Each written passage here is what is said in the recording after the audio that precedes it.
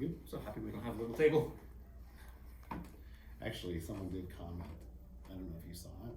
They said little table is a national treasure. I did not see the comment. Yeah.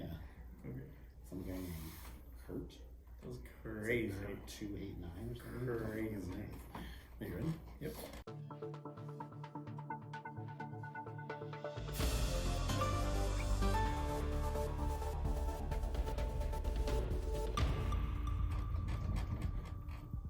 Thank goodness we don't have a little table. It's just a squeaky table. This is so much better. Yeah. Hello and welcome to Livin La Liga Loca. Your first and only news source for La Primera Liga Bautista Hispana. I'm Kurt. And I'm Joshua. Well, we've got a great show lined up for you tonight where we break down this week, give our predictions for next week. But first, you may have been following closely the story of the century, some are calling it. In that there has been fiery allegations made that Jason, manager of Willie and the Boys, aka Bozo and Five, has rigged the system so that he can come up with a punishment that is not too punishing for himself as the last place finisher. Fiery allegations and fiery responses. I hear he did not take it too well. He did not. That he was being accused of these things. Yes, but this show is all about journalistic integrity. It's about being fair and balanced. And so right now, a very special presentation here. We have Jason in studio sitting down with Kurt for an interview where he will address these allegations made against him. All right, well, hopefully he sheds some light on the subject. And if there is any truth or falsehoods in these allegations, hopefully he can clear them up and bring them to light. Yeah, I mean, I think really what we're looking for is the truth. Where only the truth. You know, Livin La Liga Loca, accurate, impactful news all the time. Every time, all day, every day, once a week. Consistent bangers. Take it away, Kurt.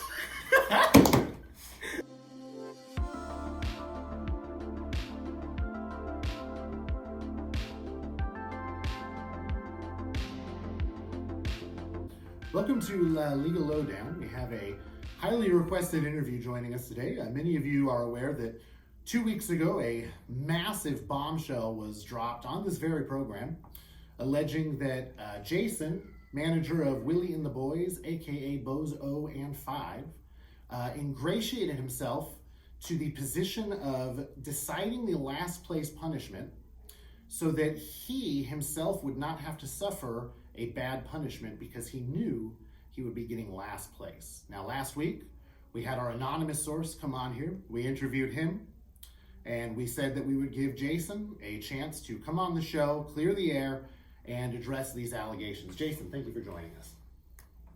It is not a pleasure. You are a disgusting human being the way that you have attacked me throughout these weeks.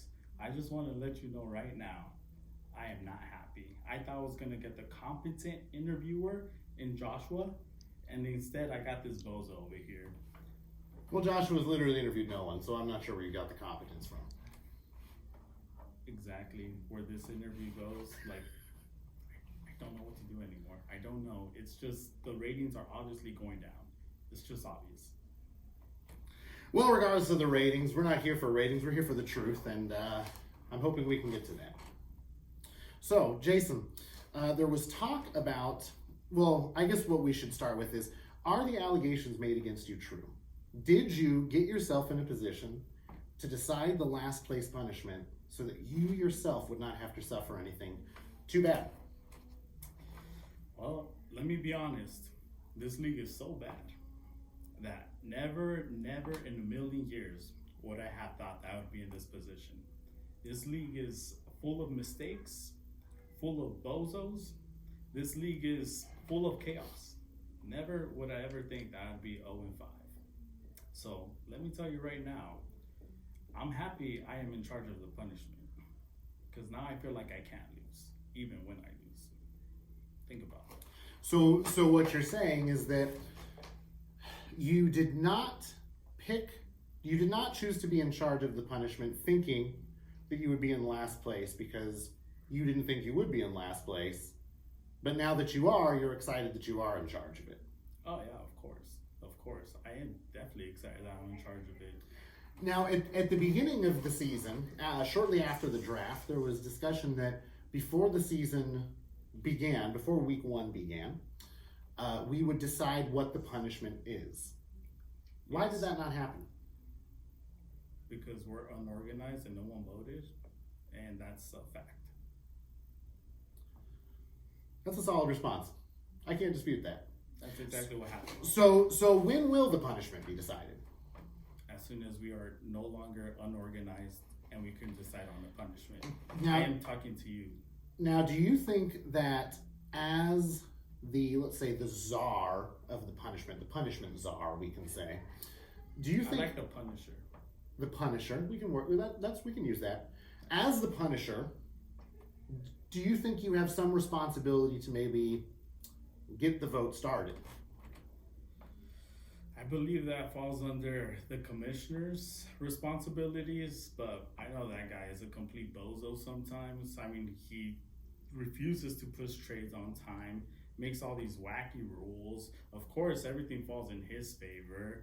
I mean, I'm pretty sure he sets up the schedule so that he has a weak playoff schedule the whole time. I mean, there's just so much going on with that bozo. So, okay, so in your mind, you will become the czar, the Punisher, Thank you. and then have no part in when the punishment is decided or how it's decided. No, One might argue that's the whole point of being the Punisher. No, part of being the Punisher, which I said in the beginning, which I have text messages where you blatantly lied about what my involvement in that was. All I said was I wanted to be the one to present the options as a punishment, and if I could have that duty as assistant to the commissioner. Let's not forget, that was my first title on the show. And raised to be your title today. Thank you. One might say, if you're assisting such a bozo, what does that make you? I will happily be Bozo Jr. Would you happily be Bozo and 5 Jr.? Bozo Jr. and 5. Oof. Well, America, I am currently 0-5, unfortunately, but I'm coming. The comeback, not the turn back, the comeback. Now that's a good segue here, Jason. Do you think you didn't think you were going to be Bozo and 5? Do you think that you are going to place higher than last this year? I mean, without a doubt, it's like Joshua, the gentleman and scholar. That guy is the best host I've ever seen in my life. I agree. That guy is not only the best host, he is one of the best managers I have ever seen. He is astute in all of his analysis, all his statistics, all the way that he reviews the managers. That guy is a stud. Now, I'm going to stop you for just one moment. You say he's astute in all of his analyses, and yet he continually predicts you to win, and to my knowledge, you have won 0 times. He sees something that others don't see. And including reality. And one thing I could tell you is that he shut us all up when he went for Reinhardt. Did he not shut you up, sir? Oh, absolutely. Okay. I brought that up last week. Then wait for the comeback. All right? Because in the wise words of Kobe Bryant, I am still the same beast. I'm just a different animal now. Well, Jason, you don't think you're going to end in last. Do you see yourself making playoffs this year? Oh, of course, I'm gonna go out there swinging. What can I say? I am not a quitter like the commissioner, guys. I do not quit. When he thought that he could no longer win, what did he do? He quit because he's a quitter. Do you want someone like that in office? Vote for David, 2025. I will just point out that quitter currently sitting in second place, which would be, to my math, 10 places higher than Bozo and 5. May I go back to last season where this guy barely scraped the 500 record and he dares to talk on me?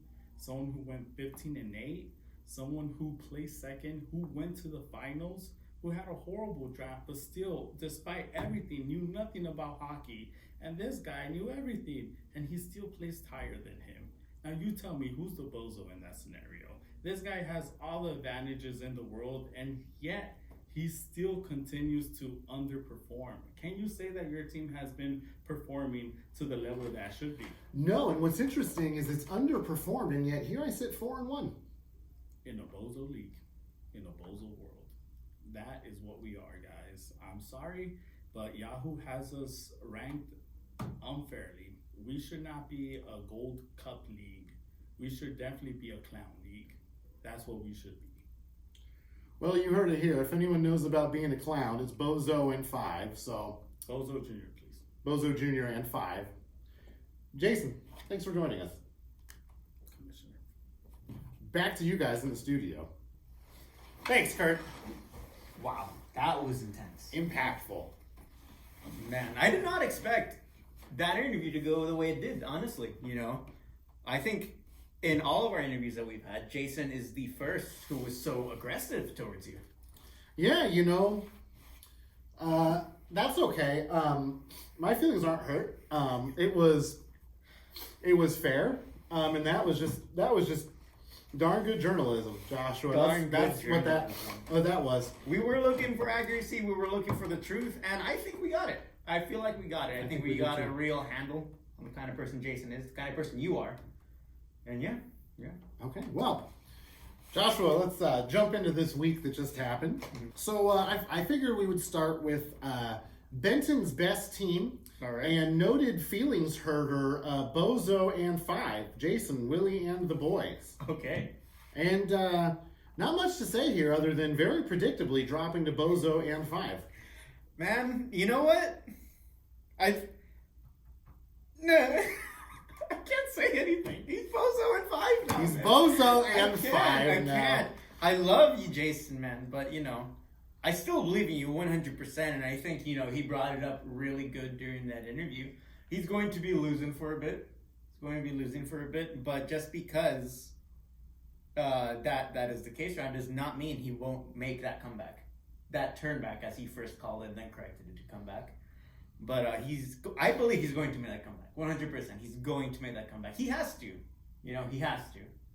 Well, please come back. Well, you know, I think I would like to propose a new segment on the show. Okay. Bozo Watch, where we track the ultimate bozo and what his record is. You know, I think right now, future Joshua, as you're editing this, I want you to put right where my hands are, real big, Bozo and 5. And then next week, we'll use that same graphic to say Bozo and 6. We'll see. It's a thing. Now, moving along here, we had what I like to refer to as the Special Olympics. That was the Cracker Cruncher and King's Nation. Can we make that joke? Is that a joke we can do? Can we do that? And Joshua, looking here, we had a dismal 79.2 from the Cracker Cruncher, which astonishingly is high enough to keep him undefeated because King's Nation put up an even more abysmal 65.8, leaving this commentator to wonder, have they no shame? I was baffled at the results of this. This one has it gave me the strongest reaction out of any match this week. Because not only do we have Moses, who's going for 5-0 now, right, you said? 5-0. 5-0, just undefeated still. But he did it with such a low score of 79. And not only those two, he did it against George, of all people. I've talked with George. He's talked to me about how he planned this week, you know, what was his idea behind the draft. And it is actually really meticulous. Like, he puts a lot of attention, a lot of care into how his weeks are going to go, into who he picks up, who he drops. But, man, it just did not work out for him, which is crazy to me. Nightmare. Crazy to me. I don't know what kind of world am I living in, or if I want to continue in this league. Maybe Clown World as Dave, what do we call him now? Inferior David. Inferior David, yeah. Oh, well, my goodness. The next match on the docket here, we have Puck. Buttercup. against Mix's matchless team. And I got to tell you, I just feel bad for Mix here because he lost Austin Matthews this week. And so he was playing the entire week without his number 1 pick. Yeah, and I think the results of that definitely showed. Not to say that his team revolves only around Austin Matthews, but I mean, against Pucker Up Buttercup, I think he needed him. He definitely needed him. Would have helped. Would have helped. So, well done, Superior David. Of course, he does need a better record than Inferior David. Otherwise, it's just ridiculous. Yeah, I'm looking at that record right now. It looks pretty rough on him, but with how high he scored that very first week, I think it's just a little bit of practice when it comes to him. Keep in mind, he is the new guy in our league, so definitely he's going to be building up that experience from now on. For sure. I think he's making good plays right now. He's making pretty good moves. I think he's going to be pretty solid the coming week. Now, next we have the former new sheriff in town. Former new sheriff in town. Against the Alphas. And what a throttling that the Alphas handed the new sheriff. I know, that was crazy. And it isn't even that Armando did too bad. Embrace the Suck not do too bad. 130. I mean, it's way more than points than I put up. But Alphas just did way better. I think I underestimated Cheo for a bit when we were doing our predictions last week. He has a very good shot at making it to playoffs and keeps putting up numbers like this. Now, he does have a pretty bad record as of now. But that record seems to be changing around if he can keep putting up points like that. I think Cheo is becoming someone who's going to be much more serious to go against. I think everybody, honestly, in this league is becoming pretty serious to go against. So, Kurt, we got 2 teams left to go through, and I think some of the more interesting ones here at the very end. So, our next team that we're looking at, we got David the Vulture Kacheeks up against the Aurelian Empire. Remember, we are recapping from the week before. I'm letting you know in the middle of the video.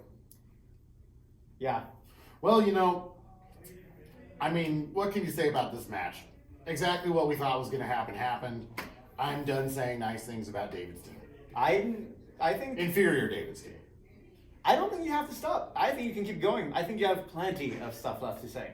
Especially because we're definitely not in the middle of their next week. And one of us is not doing too great. Well, since that's not happening, I won't say anything nice about him. Probably not. But the Aurelian Empire is really, really getting scary. Now he's putting up points even higher and higher as time goes on. This time we're looking at 169.6 points to Kacheek's 125.4. Aurelian Empire, new sheriff in town. Are we going to have a new sheriff every week? Yeah, we're pretty sure. We certainly do this week. We very much believe in democracy, week by week. That's right. Yeah. That's why I single-handedly, democratically select who the sheriff is. Yes, absolutely. We take in all the votes you guys put in, every comment, every like, totally brought in, gone over, reviewed. If With it's a fine-tooth comb. fine-tooth comb. And if the margins are too close, we do a recount. We do a recount, and that recount proven to show, proven, has proved. New sheriff in town. New Leo. sheriff in town, Aurelian Empire. Now, the last match, Joshua, Last match. was the Battle of Livin, Liga, Loca. The match that I know everyone kept their eyes on this week. And Joshua, you put up a good fight, I didn't. but you could not survive the kiss of death. I could not.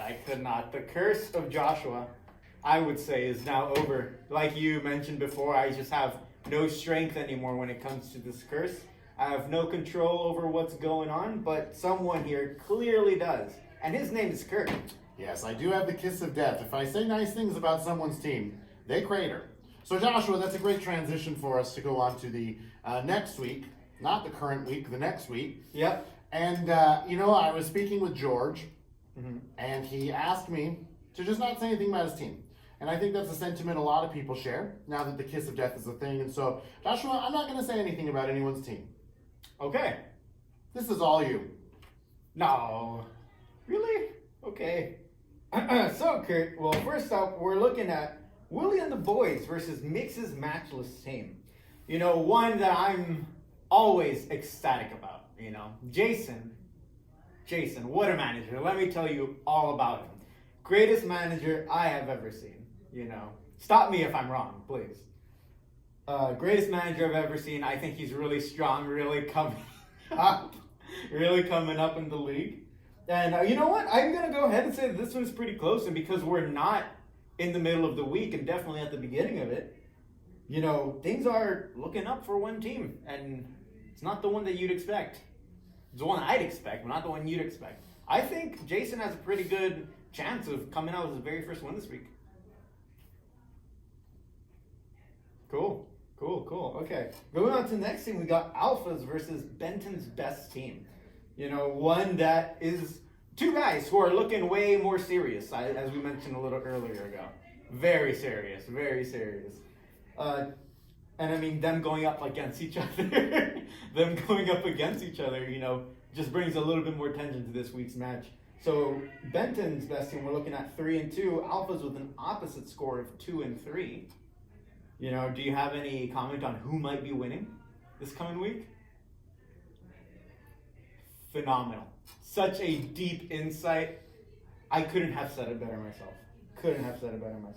All right, coming up, we got Embrace the Suck, former sheriff, versus King's Nation. Hasn't been sheriff yet, but probably will be in the future. All right, so Embrace the Suck. We saw that he was breaking out on a lucky streak. You know, can we call it a lucky streak, or do you want to go ahead and say that is great? Good job. He walked out on 2 thumbs. All right, 2 thumbs against King's Nation. Do you have a preferred team?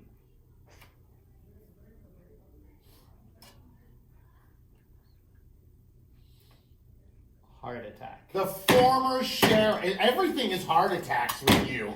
I mean, only like once. 3. Many. Okay.